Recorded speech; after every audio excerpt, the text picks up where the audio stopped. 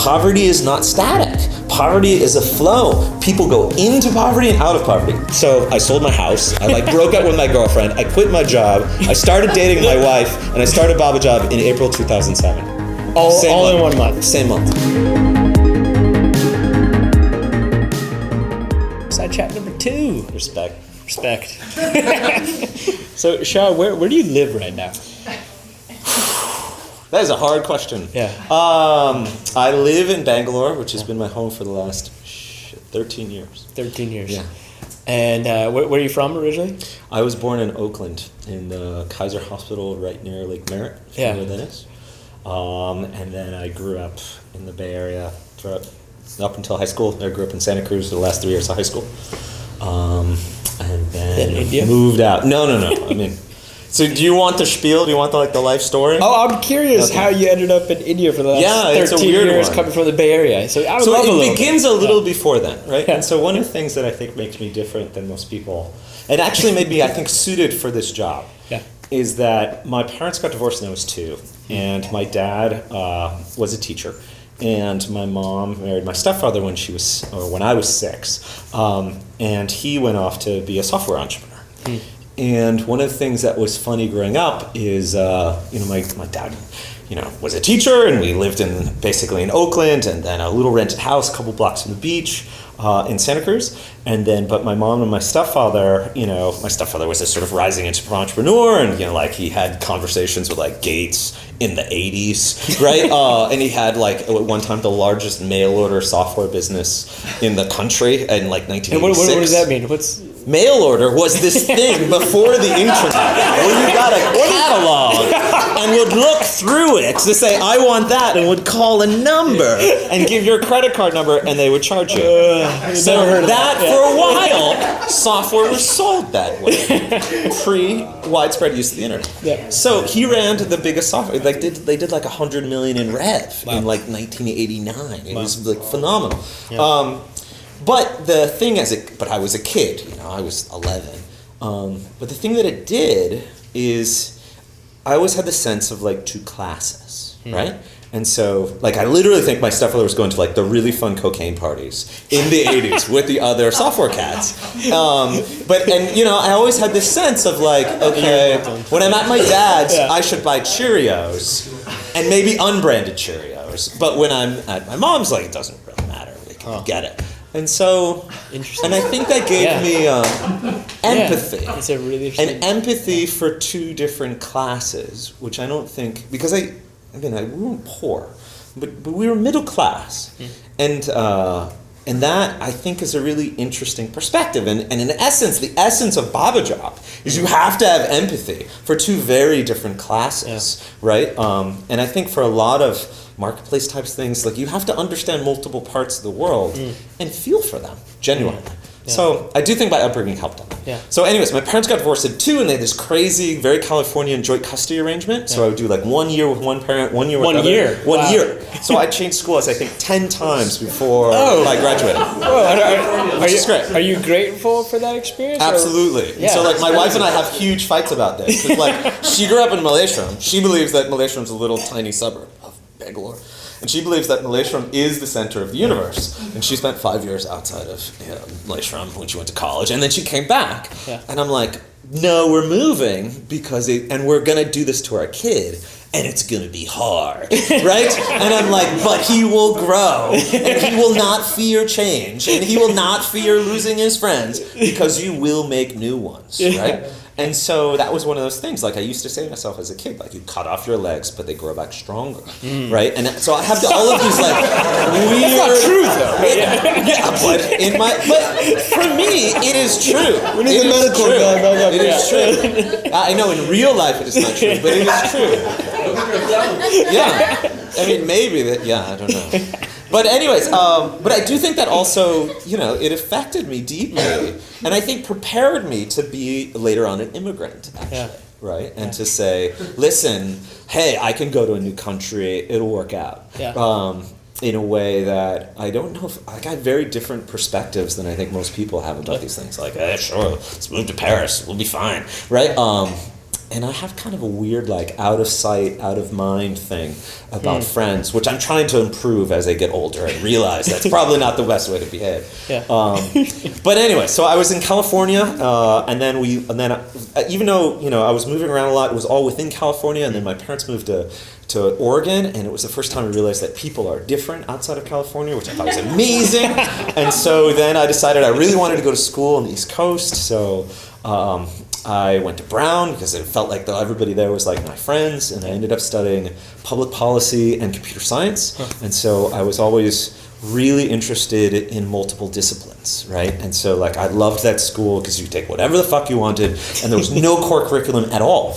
And so I took a lot of painting, and I took a lot of sociology, and I took statistics, and I took computer science, and I took physics, and I took calculus, and I think that perspective is inherently useful as an entrepreneur because every discipline may give you something that you can take.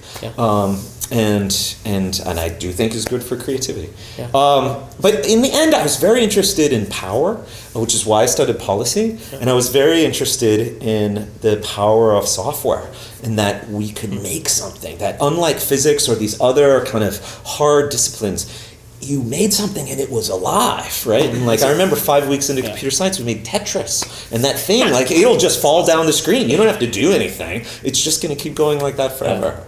With this interest in power, was it because you wanted to be powerful, or what do you mean by interested in power? Do you want to understand the dynamics of power? Or? I mean, literally for 22 years now, I've been very interested in the power of software and the tools that we have to change and affect the way that we live. And it seems like in the last 20 years, that's only become more and more true as people become more and more addicted to this screen. And so that was the reason, like I had an internship at Microsoft very early after my sophomore year. I really liked the stuff they did. I came and I worked there full-time after college and I always was gravitating toward those groups that had a lot of influence on people. And, you know, so I worked for the user interface teams of Office and the user interface teams of Windows because, you know, when you shipped a bug, it mattered. It meant that, you know, 500 million people are going to live with that shit. And so you have to take that seriously. And we did that often, but it mattered. I was say it happened a lot, didn't it? No, I mean, it does. But, you know, I mean, you take it seriously.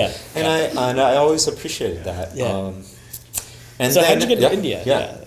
Well, and so then there was this so I had a bunch of theories about like why people use software. And so in 2003, I wrote a paper. So Microsoft has this great thing, which is called Think Week, which is every year Gates would invite the whole company to write essays, and then he would go off in a cabin literally for a week and just read these essays, which is a cool tradition, and anybody could submit an essay. Cool. And I had a theory about why people used software, which was, you know, for the same reasons that we do most things, because for their social motivations that we have it, because hey, I want to maintain status, or heck, you think well of me, and you may be a potential mate, you may be my girlfriend, you may be my parents, you may be my boss. And I think this ultimately explains why we do so many of the things that we do, and like why automatic bulleting as a feature was less successful than the red squiggle underneath spelling mistakes. And it's because you look so stupid when you have a spelling mistake.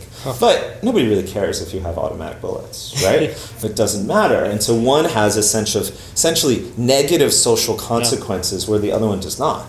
And so you can, once you begin to put on this lens of saying what is the social value of the software that we use, it has many other implications. And so like if you've read, you know, Snow Crash by, Stevenson, he has this great concept in there where the people that pay more money look better in virtual life, right? And the people that are poor don't. And I always thought, like, you know, frankly, companies like Microsoft or now Facebook should take advantage of that. Like, if you control everything about how people are represented virtually, you could, I don't know if it's a necessarily ethical thing to do, but change the monetary incentive so that you make more money in ways that you represent people better. So anyways, I thought this was academically interesting. And anyways, it ended up influencing a bunch of Microsoft strategy. Like, we had a point where the documents that you created in the Mac version of Office looked clearly better than the documents that you created in the Windows version of Office. Totally. The graphics were better, it was prettier, and I'm like, this is totally strange from like a social consequence of the tools that we use. And so that led to things like we invested a lot in terms of better visual tools to make your PowerPoint presentations prettier, etc. So I was very curious, and then right around the same time Microsoft was basically looking at emerging market users, and they were very different. They were like, hey, if you take a flower vendor, what is his productivity increase if he has a phone? He's not waiting around. He can receive orders directly, like things that we would totally take for granted. And I thought this was very interesting, and I was very curious to see like all of this theoretical information worker stuff actually applied. Yep. And so there was this great opportunity to basically be the third guy in the research lab that we were setting up with two other people that I really loved. And so, you know, I moved out in 2004 and with my girlfriend who I was in love with, and she already had a job, so I was really pretty motivated to come get a job in India. And moved out with two other people I really liked, and we were off to kind of the races of setting up the lab. And then eventually you obviously left the lab. Yeah, and that was like the best, most fun job I had ever had. We had a lot of resources. Yeah. We got to create a culture from scratch. Cool. It totally put the startup bug in me. It allowed me to sort of do this fantasy, which you should totally do if you ever get the chance, which is somebody had to be in charge of the building. And so our building would need to have 100 people, and my parents sort of put me through college by buying old houses and fixing them up. And so I was like, I'll do that. And so, you know, I hired the architects, and I created the whole layout, and I did all the aesthetic choices, and so you know, as a side thing, I've now been able to make a $2 million and a $15 million building on the side as part of my job, which was super fun. And then, you know, ultimately though, like India's crazy, right? India is different. It reminded me, there was literally a day where I was walking down the street a block away from my house, and I almost stepped on a baby. And you know, the answer was there was a baby in the sidewalk, and I was talking to my friend, and I didn't realize there was a baby in the sidewalk. And it was because her dad was selling Q-tips in the street. How you were born influences the choices and opportunities that you have most fundamentally, and it's an inherently fucked up thing about the nature of humanity. And I kept trying to say, what, you know, I work at Microsoft, we make stuff that, you know, affects 1 billion people, what can I do? And so I then came across this paper that, you know, totally changed my life that said, and it was by this guy, Anirudh Krishna, and this is what I brought his book, he's recently done it, I've been proselytizing it, you guys have to read this. And he said, listen, poverty is not static. Poverty is a flow. People go into poverty and out of poverty. Your statistic, right, said poverty, Nigeria, 1990, 44%, in 2010, 44.3%. Now, question for the audience. How many people changed from being poor to not poor in 20 years? Twice.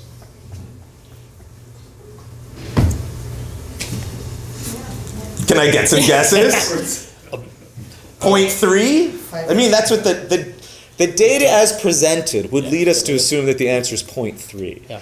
The answer is more like 30%. The answer is more like 20% of those 44 actually got out of poverty in that time. The problem was a whole new cohort went into poverty in that time. Like, poverty is not a static thing. 1/3 of the people worldwide are not born poor. They became poor in their lifetime. They became poor due to healthcare-related debt.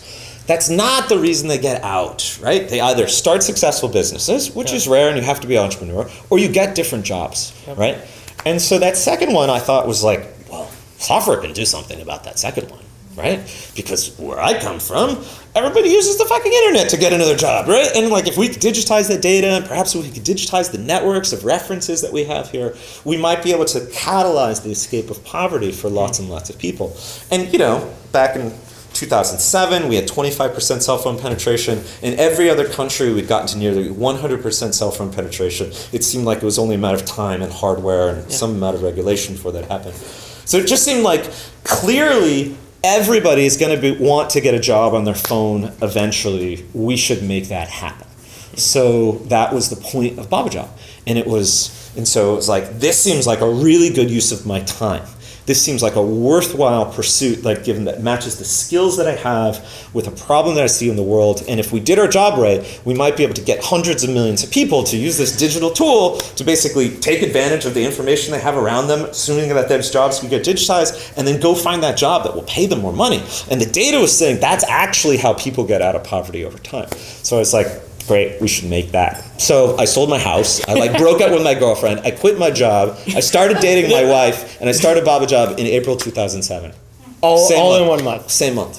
Wow. What's crazy is that's almost exactly a decade ago. Yeah. And I sold it last week. Yeah. And so it's like, my mind is blown right now. It's like, right. So we just skipped over so much. Yeah, we really did.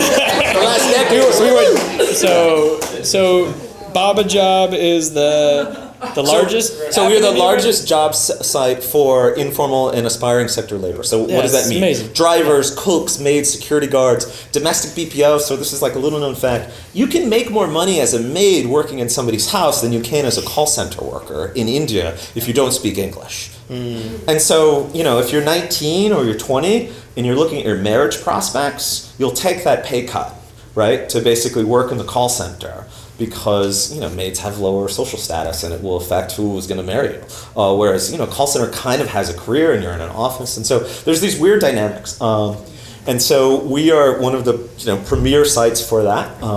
And basically we got to 9 million people that are registered with us. We developed a ton of innovations that you need here. How the hell do you get poor people in India that don't speak English and don't have computers to use a computer system to find a job, right? So we built 8 language IVR systems where people could call up for free on a missed call number. We would call them back. There was an IVR system that would then say... What's IVR system? IVR, automated voice response, so like voicemail, right, if you will. So we would say, hey, press 1 if you want driver jobs. And then so you press 1. It says, press 1 if you're in Bangalore. Press 2 if you're in Delhi. And so this would allow us to get the basic data so that we could then send people SMSs that then would have a salary in it and a telephone number. And if that salary in it and telephone number resonated with you, people would call that number. And so, we get 60, 70,000 people a day giving us missed calls to these numbers, right, to basically onboard. We built multilingual sites for it, we built apps for it. We basically did a ton of innovation of how do you really get first-time internet users, one, to give up data about themselves, their skills, their preferences, some of the trust data. Like, how do you get them to give, we have this thing in UID, which is sort of like a social security number, but it's verifiable. And so how do you get them to give up those numbers across channels where people don't have access to data, they don't have access to smartphones, they are often first-time internet users, and so, there's like a decade of work there. Yeah. So, last question, because we're on time, but so a decade later, you sold it. Yeah. This was a week ago. Yeah, this is very recent. and to start this, you sold your house, you quit your job, you put everything into it. It's been 10 years. I imagine this has been incredibly hard. Yeah, it's emotional. Yeah. Right there. Yeah. Yes, there's all parts of the startup journey are, they have, like I keep saying, it's like your variation is just sort of like pushed out to the end. So like the highs are higher and the lows are lower, right? And so I think that's one of the things you got to sign up for. So now that 10 years later, you just sold it. What is the high about selling it? What's the low? I mean, what's the happy part? What's the sad part? I mean, I definitely feel like I broke up the band. Yeah. Right? And so, I loved my team, right? And so, I don't get to, at least not in this current incarnation, don't get to go forward to that team. Yeah. And I definitely feel like we have the best version of the team ever. Yeah. So that part kind of breaks me up. But, there are other parts of I think in order to do a startup, you have to focus so intensely on one problem. And it's funny because when I was in research, research is research. You get to focus on lots of problems. And so from my headspace, it's the only social problem I've thought about for the last 11 years. Yeah. And so in a lot of ways, I'm kind of looking forward to being able to consider other worthwhile problems in the world. Like, people make terrible healthcare choices. People make terrible education choices the worldwide, right? Like, people choose, we had an admin. She paid $5,000 for 2 years of schooling for a computer science degree. She'd never been in front of a computer. it was all multiple choice tests, right? And they're like, well, but people from Wipro and Infosys got hired from her school. And of course, there were bribery scandals about that recruiting practice. And so there are so many opportunities that I think to use the technology that we have to help people make better decisions, to build efficient marketplaces. And so anyways, I'm very excited to begin to consider what those other things may be. Yeah. So that I'm really much looking forward to, but it's emotional. My baby's gone off and gotten married to somebody else. So like, what's a dad to do? I wish we had so much more time, but we don't. We just skipped over the whole thing. But Sean, thank you.